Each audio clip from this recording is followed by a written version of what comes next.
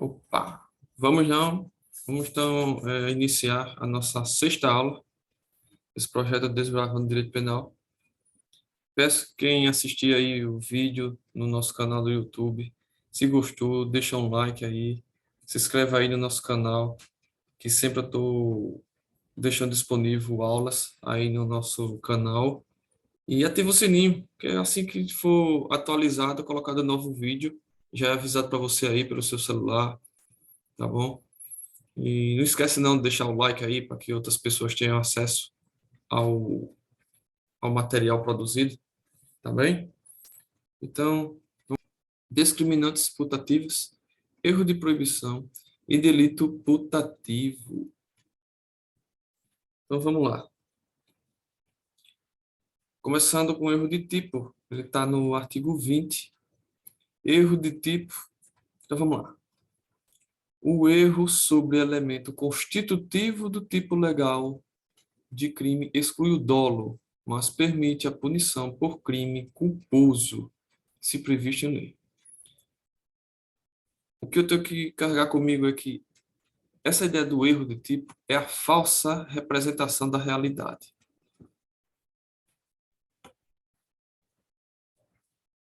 Ele se refere a elementos constitutivos do tipo penal. Veja, elementos que constituem o tipo penal. Se constitui o tipo penal, se faltar esses elementos, então o crime não será, como é que eu posso dizer, caracterizado. Então, são elementos essenciais. Faltou esses elementos, já era o crime. Tá? Então, a ausência desses elementos acarreta o quê? Exclusão do dolo. Se exclui o dolo, por consequência, exclui o crime. Porque, como a gente vem estudando, para que haja crime, deve haver o quê? Dolo. Né? Tem que haver dolo. Então, o agente ele só responde pelo crime se por acaso a lei penal prever que existe o tipo culposo, tá bem? Então lembra, o erro sobre o elemento constitutivo do tipo legal, ou seja, o erro de tipo,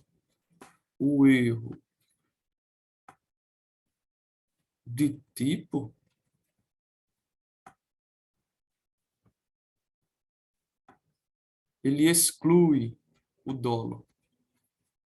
Se exclui o dolo, exclui o crime, tá certo, pessoal? Se exclui o dolo, exclui o crime.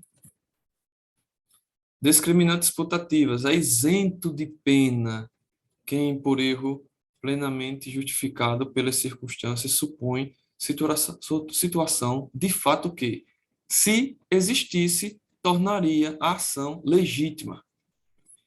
Não há isenção de pena quando o erro deriva de culpa e o fato é punível como crime culposo. Aí, então, o indivíduo ele vai responder se por acaso a lei penal prevê uma modalidade culposa para aquele crime, tá? Então, lembra, é isento de pena. É isento de pena. Quem? Por um erro plenamente justificado, quem supõe situação, de fato, que se existisse, tornaria a sua ação, a sua conduta legítima. Então, é também chamado de erro de tipo permissivo. Ele é justificado pelas circunstâncias. É uma situação fictícia que, se existisse, tornaria a conduta do agente legítima. Então, o agente fica isento de pena, viu? Então, é uma situação fictícia. Quer dizer que ela só existe na cabeça do agente. Tá certo? Não sei porque esse computador está assim. Situação fictícia que, se existisse, tornaria a conduta dele legítima. Ele age acreditando que aquele fato é real. Tá? Então, o agente responde quando ele deu a causa ao resultado e a previsão por tipo culposo. Então, se por acaso o agente deu causa ao resultado, lembra lá o artigo 13? O artigo 13 dizia o quê? Que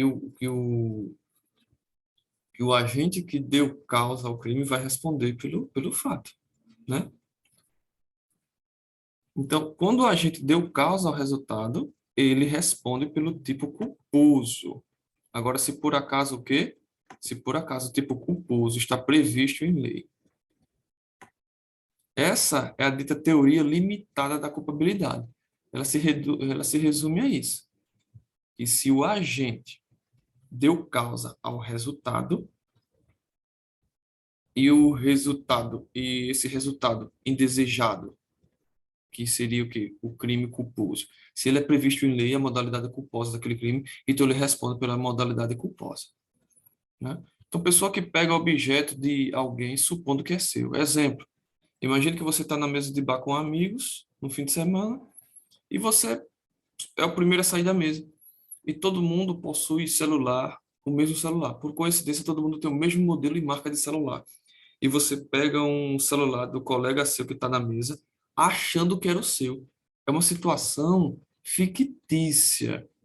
Você achava realmente que era seu. Então, se essa situação fosse realmente verdade, que se tornaria a sua conduta o quê? Legítima. O agente fica isento de pena. Então, você pegou o telefone celular do companheiro que estava do lado do seu.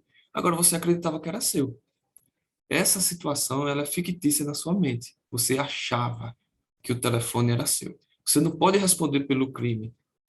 É disso seguinte, bom, se você deu causa ao resultado, que foi o quê? Furto.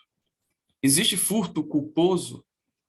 Existe na previsto em lei penal o tipo culposo do furto, furto culposo? Não, então você não responde o furto culposo, tá certo? Você não responde. Então lembra, fica isento de pena porque exclui-se o dolo.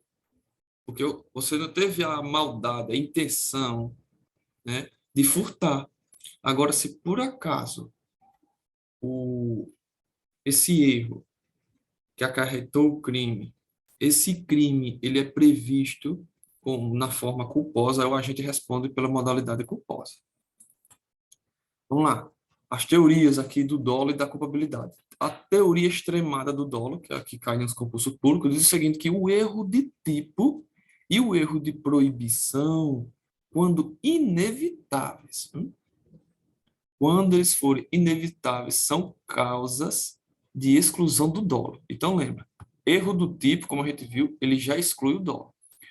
O erro de proibição também vai excluir o dolo. Então, lembra, erro de tipo, erro de proibição são causas de exclusão de dolo. Agora, quando? Quando elas forem inevitáveis, tá certo? Quando forem inevitáveis. Erro de proibição a gente vai ver mais para frente. A teoria limitada da culpabilidade. Teoria limitada da culpabilidade é o seguinte, que o erro do tipo, ele exclui o dolo. Então, o erro do tipo, ele exclui o dolo. Ou seja, ela faz uma ponte, anda de mãos dadas com a teoria extremada do dolo, né? Porque aqui, o erro do tipo é a exclusão do dolo. Então, o erro do tipo penal exclui o dolo. E com isso, exclui o quê? O fato típico. Com isso, exclui o fato típico, né? E, por consequência, exclui quem? O crime, a gente viu, né? Na teoria tripartite, né? O crime é composto por fato típico, ilicitude, culpabilidade. Poxa, se o erro do tipo exclui o dolo, por consequência, exclui o fato típico, porque o dolo está no fato típico, está na conduta do agente. E, por consequência, haverá exclusão do crime. Porém, o agente responde pela culpa. O agente responde pela culpa se houver previsão legal. Então, a teoria da limitada da culpabilidade, ela diz isso. Olha, o erro do tipo exclui o dolo e, por consequência, exclui o crime. Porém, o agente vai responder pelo crime se, por acaso, a lei penal prevê a sua modalidade culposa. Então, quando o agente deu causa ao resultado e a lei penal prevê a modalidade culposa do crime, o agente responde pelo resultado. Então, lembra, Eu vou dar um exemplo aqui do homicídio, né? A gente está estudando para concurso de polícia, concurso de tribunal. Não há exemplo melhor do que o homicídio. Imagine que você está andando uma rua escura e você se sente ameaçado e ataca uma pessoa que está ali perto. Você atacou a pessoa, matou a pessoa. Ora, no grosso modo, você agiu com dolo ou agiu com culpa. Aí é isso que a gente vai verificar. Poxa, se o agente, você, achava que ia ser assassinado, achava que ia ser assaltado e já agiu antes, então houve um erro do tipo, porque aquela situação era fictícia, só na sua mente, na sua cabeça. Então, isso exclui o dolo. Se exclui o dolo, exclui o fato típico, que por consequência, exclui o crime. Então, o agente deu causa ao resultado. Você deu causa ao resultado morte por essa sua conduta, sim. Aí a gente vai verificar o seguinte, olha, a lei penal prevê a modalidade culposa do crime de homicídio. Eita, prevê. Logo, o agente responde pelo resultado. Tá certo? A gente responde pelo resultado. Vamos seguindo. Essa parte da situação fictícia, a gente vai ver que ela pode excluir a culpabilidade, tá certo? Quando ela exclui a culpabilidade, aí vai excluir o crime, o agente não responde pelo crime, tá certo? Então, isso aqui foi só um exemplo, a grosso modo aqui, para a gente perceber que se existe a modalidade culposa, o agente responde pela modalidade culposa. Erro provocado por terceiro. Está lá no artigo 20, parágrafo 2º, que ele diz o seguinte, que o responde pelo resultado terceiro que determinar o erro. Então, o agente que provocou o erro responde pelo resultado. É só a gente fazer uma ponte lá com o artigo 13, que a gente já estudou, sobre o resultado, que é um elemento do fato típico. O resultado de que depende a existência do crime somente é imputável a quem? A quem lhe deu causa. Logo, se o terceiro deu causa ao resultado, então é ele que responde pelo resultado. Aí aqui a gente temos a situação do autor mediato, que é aquele que age com dolo, e por consequência vai responder pelo dolo. Então, aqui, ó. Ele vai responder pelo dolo. E nós temos o autor imediato, que é aquele que executa a tarefa. Ele responde por culpa, ele não vai responder por dolo porque ele não agiu com dolo, né? A gente viu lá pela teoria do dolo. Ele não responde pelo dolo. Porém, ele vai responder por culpa, se o erro é inexcusável. O que é isso, inexcusável? É quando ele é evitável, ó. É aquilo que se pode ser afastado. Ou seja, se ele tivesse um cuidado a mais, se ele tivesse tido um cuidado a mais, ele não teria sido influenciado pelo erro. Tá? Então, o autor mediato é aquele que induz ao erro. Aquele que está induzindo ao erro, ele age com dolo, logo ele responde pelo dolo. Aquele que executou o fato, conseguiu realizar o crime, ele é autor imediato. Ele não responde pelo dolo, porque ele não agiu com dolo, né? Com a consciência e vontade de realizar a conduta e com a vontade de produzir o resultado. Não, que o resultado ele foi indesejado. É um crime culposo, né, que ele faz. Porém, se o erro é inexcusável, ele responde pela sua modalidade culposa. Lembra, inexcusável é aquilo que pode ser evitado. Erro sobre a pessoa. É o parágrafo 3º do artigo 20, que diz o seguinte, que o erro quanto à pessoa contra a qual o crime é praticado não isenta de pena. Então, erro quanto à pessoa Erro contra a pessoa não isenta o agente de pena. Não se consideram as condições e qualidade da vítima, daquela pessoa que foi atingida. Se considera quem? As características da pessoa que o agente queria praticar o crime, ou seja, da pessoa que ele desejava, daquela pessoa que era realmente o alvo dele. Lembra, não há isenção de pena. Não se consideram as características da vítima. Se considera o quê?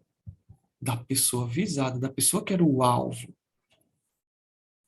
Viu? Era da pessoa que estava lá no planejamento, que era o alvo da ação. Então, cai bastante nas questões isso que é erro de tipo excusável e o inexcusável. O que seria o erro do tipo excusável? Que é o dito invencível e inevitável. É aquele que o agente, mesmo que se tivesse muito cuidado, agisse com diligência, o resultado iria acontecer da mesma forma. Não tinha como ele perceber que aquilo iria acontecer. Não tinha como evitar, viu? Então, quando algo é excusável, quer dizer que é inevitável. Então, mesmo sendo diligente, cuidadoso, não há como a gente evitar o resultado. Nesse caso, quando a questão falar de um erro de tipo excusável, acontecerá a exclusão tanto do dolo como da culpa, ou seja, ele não responde nem pelo dolo e nem pela modalidade culposa. Mesmo que a lei penal preveja uma modalidade culposa, ele não responde, tá certo? Ele não responde. Porque é um erro do tipo excusável, é aquele que não pode ser evitado de forma alguma. Já o inexcusável é aquele que pode ser evitado. É o vencível, evitável. É quando há inobservância do dever objetivo de cuidado. Eita, a gente estudou isso daí, quando a gente estava estudando o crime culposo, né? Crime doloso, culposo, preterdoloso, a gente viu isso aqui. Inobservância do dever objetivo de cuidado. Acarreta o quê? Crime na sua modalidade culposa. Se a lei prevê a modalidade culposa, o agente vai responder por culpa. Ou seja, o resultado poderia ter sido evitado, né? Poderia ter sido evitado. Logo, o agente responde pela culpa, tá? Aqui ele diz o quê? Só haverá exclusão do dolo. Tá ali a rádio patrulha, passando aqui perto de casa. O que seria erro de tipo acidental? É aquilo que é apenas acessório, periférico ao crime. Logo, não influencia em nada no crime, viu? O agente vai responder pela consumação do crime, pelo resultado do crime. Então, veja, ó, não é elemento primordial, essencial do tipo. Não, não é. Logo, não exclui o dolo e nem a culpa. Então, guarda. Quando a questão falar sobre erro do tipo acidental, não haverá exclusão nem do dolo, nem da culpa. Quais são as modalidades? Erro in persona, que é o erro sobre a pessoa. Erro in object, que é erro sobre o objeto. Aberratio causae, causa diversa. Aberratio ictus, que é erro na execução. E aberratio criminis, ou então aberratio delicti, quer dizer que é resultado diverso do pretendido. Eu coloquei aqui de uma forma bem resumida e com pequenos exemplos, cada um deles, tá certo? Guarda com você isso daí, que isso aqui são modalidades de erro que caem em concurso público. E eles sempre dizem que isso aí vai excluir o dolo. E a gente só vai responder pela culpa. Então não cai nessa pegadinha. Erro do tipo acidental, a gente responde como se não tivesse havido erro nenhum. Ele responde do mesmo jeito. Então veja, erro em persona. Confunde-se as vítimas. Malvo mata irmão gêmeo de Tício, pensando que fosse o próprio Tício. Ora, o Malvo ele tem a intenção de matar. Né? Ó, ele age, a conduta dele foi o quê? Matar. Percebe que o Tício, ele comete o crime, ele, ele tem consciência e vontade da sua conduta, e ele tem vontade de produzir o resultado, que seria homicídio. Ele só se enganou de pessoa. Ao invés de matar o Tício, matou o irmão gêmeo de Tício. Logo, esse erro não vai isentar o malvo do dolo, né? Ou seja, ele responde sim pelo crime na modalidade dolosa. Agora, quando ele for julgado, quando ele estiver passando pelo processo penal, quais são as características relevantes? É a do irmão gêmeo de Tício? Não, é a do Tício. É da vítima visada, da vítima pretendida, e não da vítima que realmente sofreu a lesão, que sofreu o dano, que nesse caso aqui sofreu a morte, né? Tá certo? Então, o erro sobre a pessoa, que é o error in persona, não exclui dolo, tá certo? Nem culpa. Erro in object, que é erro sobre o objeto. Confunde-se os objetos. Malvo furta um relógio pensando ser Rolex, mas na verdade é um relógio paraguaitino, meu amigo. E aí? O Malvo responde pelo crime de furto? Com certeza. Malvo vai responder pelo crime de furto. Pouco importa se o relógio era caro ou o relógio era baratinho. Ele furtou, tá certo? Ele responde. Aberratio causae, que é a confusão na causa do resultado. Então, confunde-se a causa do resultado. Vamos lá. Tício, com intenção homicida, o Tício queria matar, acerta a cabeça de Malvo com um bastão. Acreditando que Malvo estava morto, joga no rio. O joga no rio. Vindo Malvo morrer por afogamento. Veja, o Tício tinha a intenção de matar. Então acertou o Malvo com um bastão na cabeça. Aí ele achava que o Malvo tinha morrido dessa pancada. Aí jogou no rio para esconder o corpo, para dizer, para se livrar do corpo, né? Mas só que o Malvo não tinha morrido da cacetada na cabeça. Mas como o Malvo estava muito ferido, ele acaba morrendo afogado, não consegue nadar. Afunda lá no rio e morre afogado. Percebe que o resultado da morte ele aconteceu, de todo jeito ele aconteceu. Agora, só que a causa da morte não foi a lesão corporal, mas sim asfixia por afogamento. Então, nesse caso, o Tício ele responde sim pelo homicídio doloso da mesma forma, tá certo? Então, isso aí é aberrácio causae. Que a causa do crime, Tício achava que foi a lesão corporal na cabeça. Mas quando os peritos fizeram todo o exame médico legal, perceberam que a causa da morte não foi a lesão na cabeça, mas sim asfixia por afogamento. Aqui o aberratio ictus, que é o erro na execução. Erra-se a pontaria. Malvo quer atirar em Tício, mas acaba acertando Azarêncio. Eita, azado Azarêncio. Estava do lado do Tício e levou o tiro. Então, Malvo queria matar Tício. Então, ele teve a intenção de matar o Tício. Porém, errou o alvo e acertou o azarado do Azarêncio. Aberratio criminis, ou então aberratio delicti. O que é isso? Comete-se crime diverso daquele pretendido. Azarêncio joga uma pedra para quebrar a janela da vizinha, mas acaba acertando a sua própria mãe. Eita, Azarêncio. Azarêncio azarado. Olha aí, Azarêncio é um azarado. Ele tinha a intenção de quê? De causar dano a patrimônio de uma pessoa. Mas ele acaba cometendo um outro crime, um crime diverso do pretendido, que foi o quê? Lesão corporal. Tá certo? Então, o que acontece? O Azarêncio vai responder. Lembra, erro de tipo acidental não exclui o dolo, não exclui culpa. Delito putativo é aquele que só existe na cabeça do agente, viu? O agente acha que está cometendo crime, mas na verdade ele não está. Eu vou dar logo um exemplo de primeira. E imagina que o Tício queira matar o Azarécio.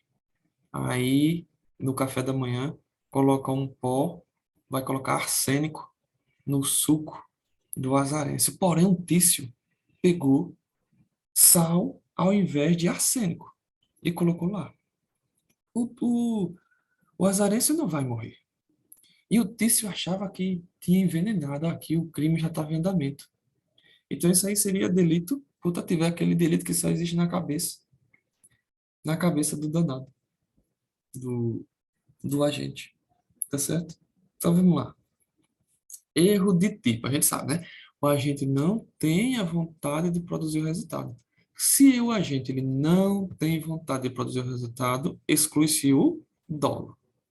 E ele só responde por culpa se a lei penal prever modalidade culposa. Isso é a teoria limitada da culpabilidade.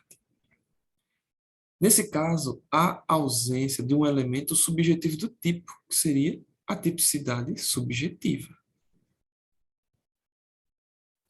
E o que seria esse nosso delito putativo?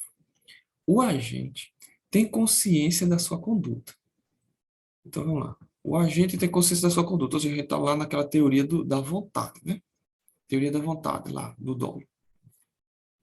Então, a gente tem consciência da sua conduta e vontade de produzir o resultado. Estamos lá na teoria da vontade, né? Então, a gente tem consciência da sua conduta e vontade de produzir o resultado. Porém, olha, em face do erro, o agente comete uma conduta atípica. Então, por causa de erro, o agente comete uma conduta atípica. A gente sabe, fato típico é um elemento que constitui o crime. Se o fato é atípico, o crime deixa de existir. Logo, o agente não responde pelo crime. Então, perceba, o que seria delito putativo é aquele delito que o agente acha que está cometendo, mas na verdade ele não está cometendo. Só existe na cabeça dele, é algo fictício. O agente tem consciência de sua conduta e deseja o resultado. Teoria da vontade. Porém, por uma conduta que não é prevista em lei, ele comete, né, um fato acreditando que é um fato criminoso. Lembra, não há crime sem lei anterior que o defina, né? Então, como sabemos, não há fato típico sem conduta. A gente não viu? Não há crime sem conduta. A gente viu isso, né? Que não há crime sem conduta. Então, não há fato típico sem conduta. E sem conduta não há crime. Está aqui, ó. Sem conduta não há crime. Logo, o agente está isento de pena. O agente está isento de pena. Erro sobre a ilicitude do fato. Vamos lá. O desconhecimento da lei é inexcusável. Isso a gente vê estudando direito civil, né? Na lei de introduções às normas do direito brasileiro, que o desconhecimento da lei é inexcusável. O que isso quer dizer? É algo evitável, é algo vencível. Então, guarda. O desconhecimento é inexcusável, ou seja, o agente vai responder. Ah, ele cometeu o fato porque ele não sabia que aquilo ali era crime. Exploda-se. Exploda-se. O desconhecimento da lei é inexcusável. O erro sobre a licitude do fato, se inevitável, isenta de pena. Então, guarda. Erro sobre a licitude, o erro sobre a licitude, porém, se inevitável, que é aquele que mesmo que a gente tivesse muito cuidado, o resultado iria acontecer de qualquer forma, isenta o agente da pena. Por quê? Porque quando algo, o erro, como a gente viu lá atrás, o erro ele é inevitável, ele é excusável, ele é invencível, exclui o dolo e exclui a culpa. Por isso que o agente fica isento da pena.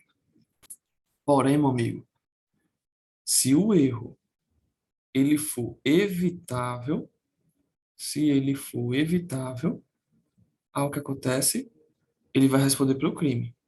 Agora só que é uma bonança aqui para ele, ó.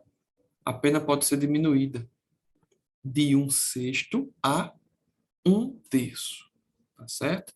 De 1/6 a 1/3. Eu não coloquei aqui, mas eu, quando estou estudando, sempre quando estava estudando esse tema para concurso, eu guardava assim, de 1/6 a 2/6, porque 1/3, ele é 2/6, né? Na matemática a gente sabe disso, né? Isso aqui é a forma reduzida. Então, você guarda de 1/6 a 2/6. O agente não sabe que sua conduta é tipificada como crime. Então, ele foi cometer um fato. Ele não sabia que o fato era criminoso. Aí o que acontece?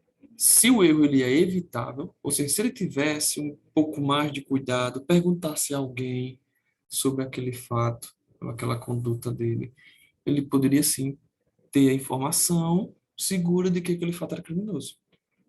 Aí, neste caso, o agente vai responder? Responde, porque é evitável. Então, ou seja, é inexcusável. Aí o agente vai ter uma pena, mas a pena ela pode ser diminuída de 1/6 a 2/6. O erro de proibição, como eu falei para vocês, ó, a gente viu lá atrás. O que seria o erro de proibição? É o erro incidente sobre a licitude do fato. Diz respeito a uma ausência de potencial consciência da ilicitude, servindo, pois, de excludente de culpabilidade. Então, lembra lá que era o erro do tipo e o erro de proibição exclui o dolo e exclui a culpa.